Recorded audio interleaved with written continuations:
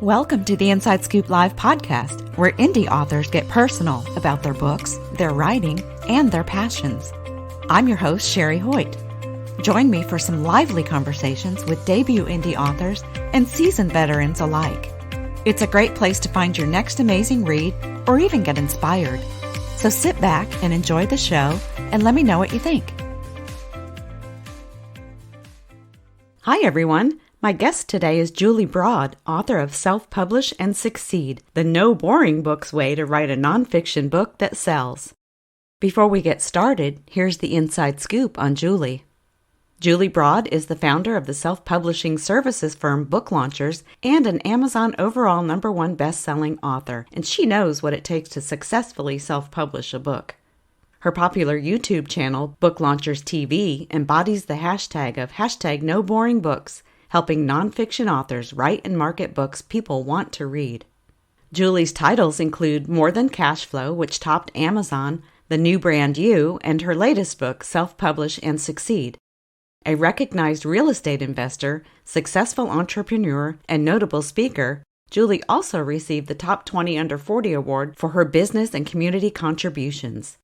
She's been speaking on stages across Canada and the U.S. since 2009, sharing her strategies to write a book that builds your business and have more impact and influence with your brand. As an expert on writing a book with marketing in mind, Julie teaches the best approaches to get results, make an impact, and ultimately make more money. Julie always leaves people inspired, excited, and with clear steps to take action immediately. Her advice for authors and investors has been featured in Forbes, Entrepreneur.com, Yahoo Business, CTV, The Toronto Sun, Medium.com, and many local and national TV shows. Born and raised in Canada, Julie currently lives in Los Angeles with her husband and son. When she's not busy with book launchers or her family, you'll find her at CrossFit or playing poker. To learn more about Julie and her work, visit juliebroad.com and booklaunchers.com. Well, hi, Julie. Welcome to Inside Scoop Live. Oh, thanks so much for having me. Yeah, I'm excited to talk to you about your book. I really enjoyed it. So first, I guess to get us started, why don't you tell us a little bit about your book, Self-Publish and Succeed, the No Boring Books way to write a nonfiction book that sells. Yeah, I wrote the book for everybody that's thinking of writing a nonfiction book and has a bigger picture goal for it. Most people are writing the book thinking, I want to grow a business or become a thought leader or start speaking or have an impact on others. And so I really encourage people in this book to reverse engineer the whole process and think about, okay, what's that bigger picture? Who am I writing this book for? And then write an engaging book that people want to read. And it's also based on my company, Book Launchers, and all the work that we've done in just building a process that helps people write a book and make it something people want to read. Mm-hmm. So your target audience is nonfiction. So that would be like what, business and self-help and how-to and memoir? Exactly. Yeah, exactly. We do a little bit of everything, but a lot of our books fall into the business and self-help category. Okay. What level would you feel would benefit most from reading your book? I've heard from folks at all levels, like professional ghostwriters have benefited from it, but really I wrote it for people who don't feel like they're a writer. And they have a message, they have a story, they have experience they want to share. So it's really geared towards that person who doesn't know where to start, doesn't know how to write a book that's going to be marketable. That's who it's geared for. But there's an approach in here that I think a lot of people find value in, even if they've written books before. Yeah. Because a lot of people I feel like have ideas but don't know what to do with them. Okay, where do I go from here? So this kind of helps walk through that whole process. Yeah, exactly. And it gives you questions too, because a lot of people actually have extraordinary stories and things that they do or have gone through have been, really phenomenal. In my book, I talk about how bad years and bad days make for great chapters in a book. And ultimately, a big challenge in your life makes for a really great book overall. But the thing that a lot of people run into is they've been told so many times, oh, you should write a book. And I think what happens is you think the book is all about telling your story. And really, the book might be about you and it might be about what you've learned, but it's for that reader. And that disconnect creates a lot of problems for people, well-meaning people who write books to have an impact and to help people, but then they find their book doesn't sell and nobody wants to read it.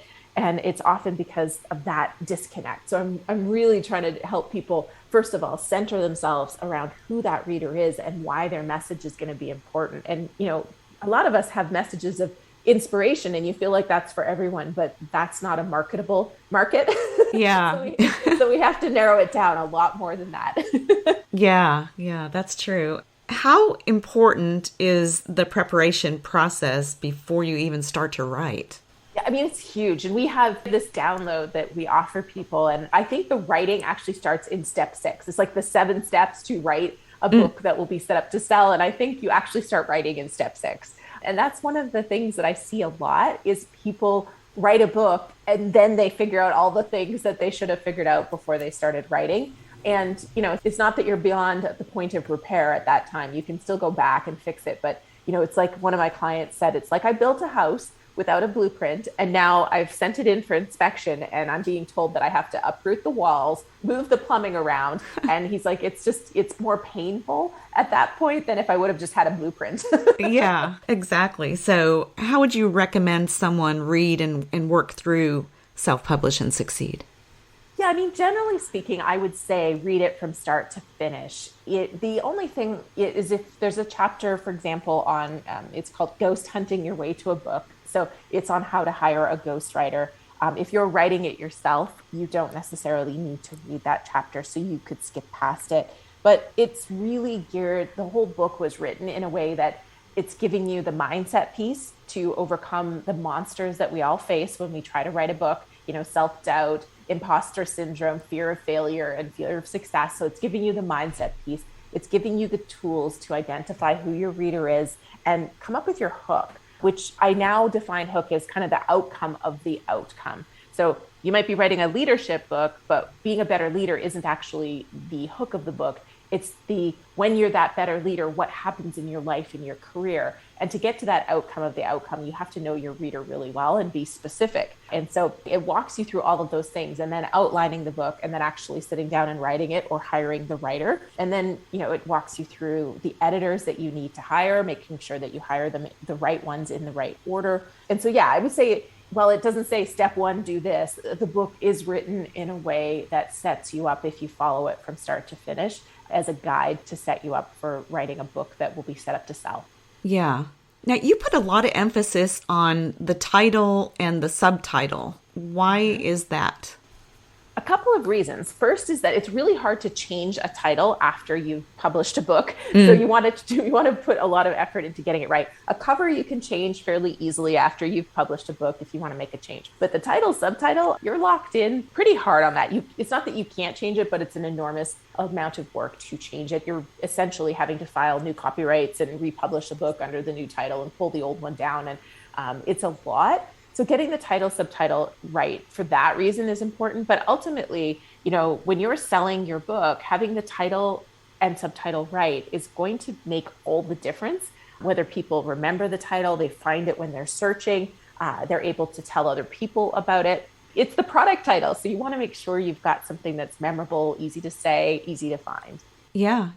I mean, the title and the subtitle, along with the cover, people say don't judge a book by its cover, but we do, Mm-hmm.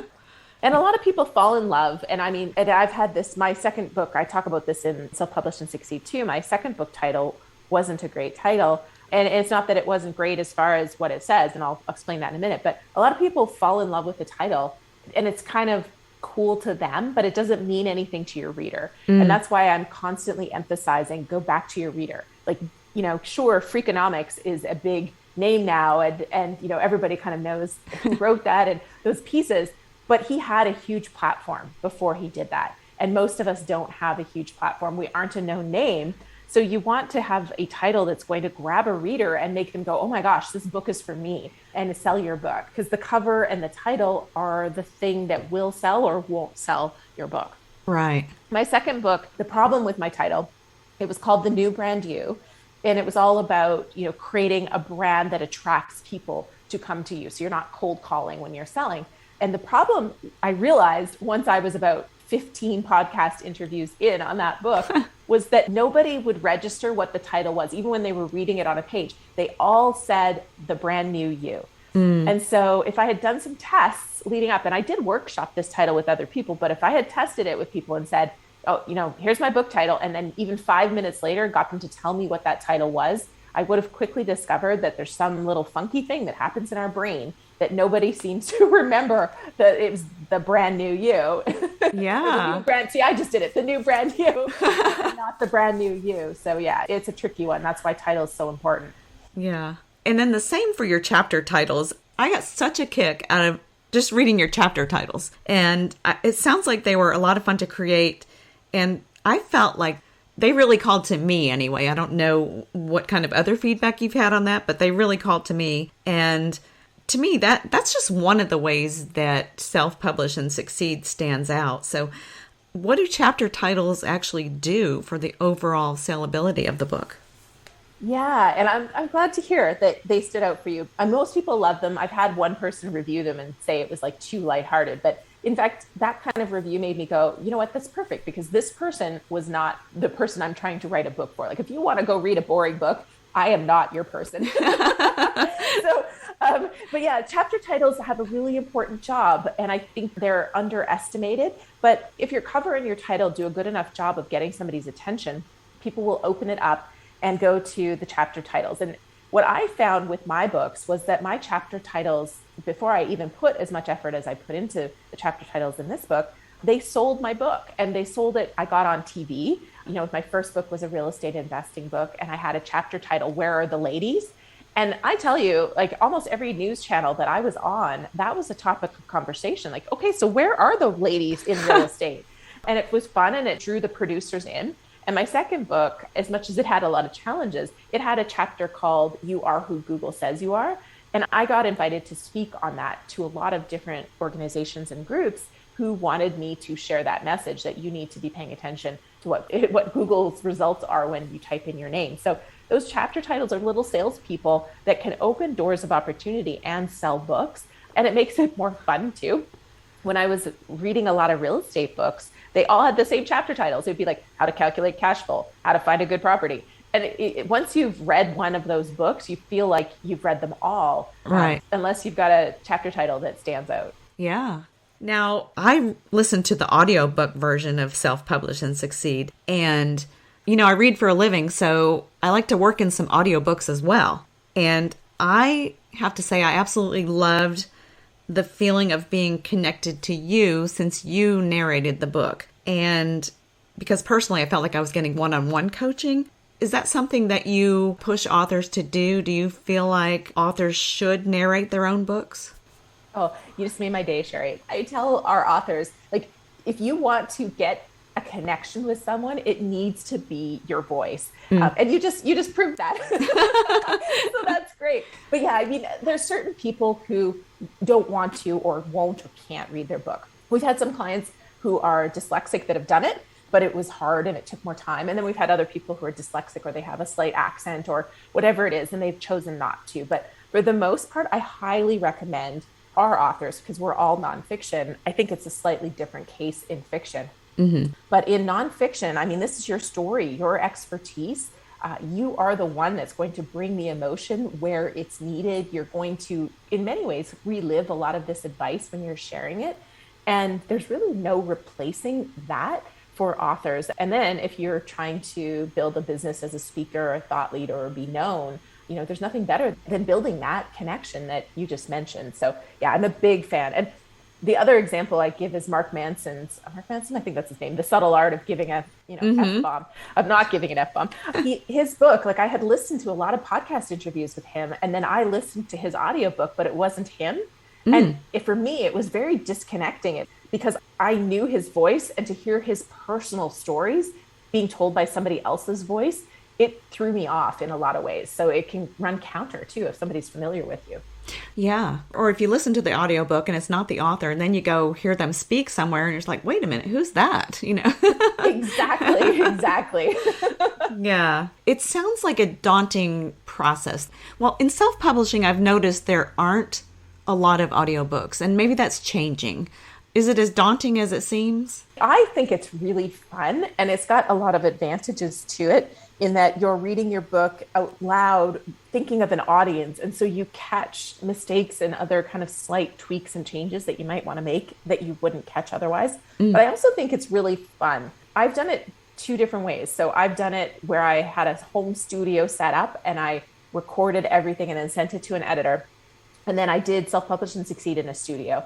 And I can tell you, while I enjoyed both experiences, the studio experience, having an engineer there who, first of all, caught some of my mistakes. So there was less pickups, less corrections after the fact. So he caught my mistakes as I was going, but he also would do some editing on site and was there kind of not coaching me, but was just another set of ears.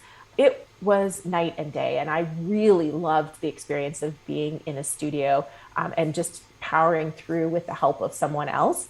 The hard part to me is, you get the content out onto the page and get it written and edited. That's hard part one. Hard part two is marketing it. I think things like audiobook are just, fun things you get to do. Okay. Yeah.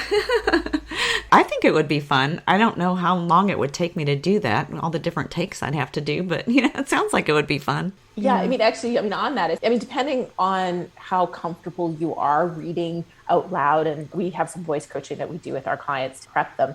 A lot of it's just learning where to breathe, honestly, because you don't know where to breathe when you're reading and you run out of breath faster than you think if you aren't kind of ready for that. But it'll take 16 to 20 hours to narrate, 4 to 6 hours of a finished book. Wow. So you mentioned earlier your company, Book Launchers, and I wanted to talk about that for a minute. I'm curious about your path to launching your company because it's a totally different world from your background in real estate. What can you tell us about Book Launchers, and what was your motivation to jump into this world? Yeah, it is funny when people ask me, what did you do before this? I was a real estate investor I still have investments, but I was a real estate investor for 15 years before I started the company. And I had a real estate training and education company in Canada.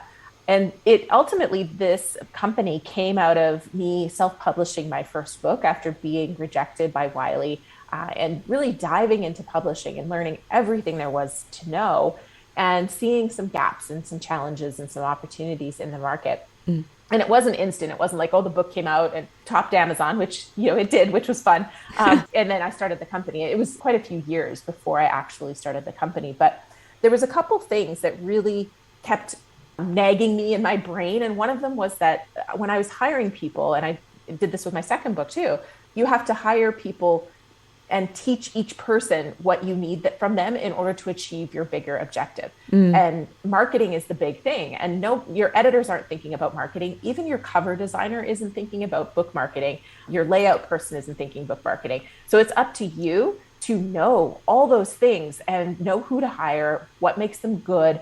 Are they a good fit for your ultimate goals? And project manage that whole thing. And so there was good companies that would get you pieces of it. And there was a few good companies that would get you to a book, but nobody had fully integrated marketing into the whole experience and still gave people all the rights and royalties, like the authors. And so that was ultimately what I kind of kept going back to, was somebody needs to be thinking about marketing as they're coming in with their book idea and as they're going through editing. And so I built that company. And the second piece that I didn't like about a lot of the models out there is they'll say, okay, sure, you want this package? Okay, it's $40,000 upfront, and here's your contract. And you're tied to them, and you've just upfronted a large sum of cash. So I wanted to create a monthly model. You can still prepay a year of working with us, but I wanted a monthly model so that you could have flexibility and you could cancel. And you weren't tied to this contract if for whatever reason it wasn't working for you. Yeah. So what exactly does Book Launchers do? It's probably easier to say what we don't do. Wow. We are a full service, really high touch, integrated company helping you write, publish, and promote a nonfiction book that is really intended to grow your business, build a speaking career, position you as a thought leader, grow your brand. That's where we really thrive, and our whole team is set up for that. And so we start with a branding process where we're going to identify who your audience is, who you are in the market, and really how we're going to position the book to help you get to your overlying goal. And then we put you through the whole process of the writing that is in Self-Publish and Succeed. If you come to us with a finished first draft, then we still do that piece, but we're going to the editors instead of going to a writer or a writing coach. But yeah, I mean, we do everything, including audiobook and turning your book into a course at the end as well, if you want that. So that's why I say it's hard to say what we don't do. We're not national PR. We have a team of people that will pitch you for media and podcasts and live appearances. We do bookstore catalogs and library catalogs and book awards and Amazon ads and BookBub and Goodreads, but we're not national PR. So we've had people on 2020 and a few other major shows, but that's not our sweet spot. You know, some of our clients who want that national PR piece, they'll hire PR on top of us, but anything to get your book out there, we do it. Yeah. And that's what I liked about Self-Publish and Succeed. I felt like it was one of the most thorough books about self-publishing. You covered everything. So listeners, I highly recommend this book. And then I was wondering, does reading the book and working with book launchers go hand in hand? And how much of what you do at book launchers can an author glean from just reading the book? Yeah, I mean, really, if you're a do-it-yourselfer kind of person, Self-Publish and Succeed is your guidebook. You don't have to work with us. Book launchers isn't for everyone. I mean, we're really, like I said, we're high touch. If you want to project manage and you've got the time and the bandwidth to learn all the pieces and hire the people along the way, you can absolutely do it just using Self-Publish and Succeed. And that was my intent because, not everyone wants to invest in what our service rates are. And also not everyone needs us. I mean, not everyone has the big goals that a lot of our authors have when they come to work with us. And we only accept, I don't even know the percentage, but we accept a very tiny percent of the people who apply to work with us. It's less than 5% because we're not able to handle all the people and we want to work with the people who are the exact fit for us. And I've got YouTube videos in the book for those that we're not a perfect fit for. Yeah. What kind of feedback have you received from authors who have used Self-Publish and Succeed and the DIY method? Do you have a success story that stands out? Nothing super specific is jumping to my mind as far as like somebody who just read the book or, took some of the advice I share on YouTube. But I do get comments and emails on a regular basis saying that they're very grateful for it. They got, Amazon bestseller status. They sold books. They're happy. They're proud of their book. Their book's helping people. That's a big one. When people find out that their book has had an impact, that a lot of people are writing books to have that impact. And so when you find out that you've actually helped somebody with your book, that's really powerful. Yeah, absolutely. Well, I love what you're doing. So is there another No Boring book in your future? Yeah, I'm working on one on the marketing side because ultimately I had intended Self-Publish and Succeed to be the full, like all the way through to all the marketing. But the book, was 60 some thousand words just talking about getting it to launch. So the next book is on marketing and it's starting to feel a little bit like an almanac or like the ultimate guide to, because there are so many things that you want to try and that work. So I'm working on that, but it's turning into a little bit more of a beast than I expected. Oh my gosh. I like the idea that you broke it up into two parts though, because, it makes more sense. And plus, who wants to read, like you said, 180,000 word, nonfiction self-help book kind of. Right? So yeah, I'm starting to look at this marketing book and thinking it's almost like, and I don't know if I will break it up, but there's almost the pre-launch marketing stuff that you do to build your brand, to build your platform, to get your book ready. And then there's the post-launch stuff that can go on forever, which is, you can market your book forever if it's got some evergreen concepts and it'll still sell. So yeah, I'm almost thinking I need to break that book up, but I'm not there yet. Yeah. Okay.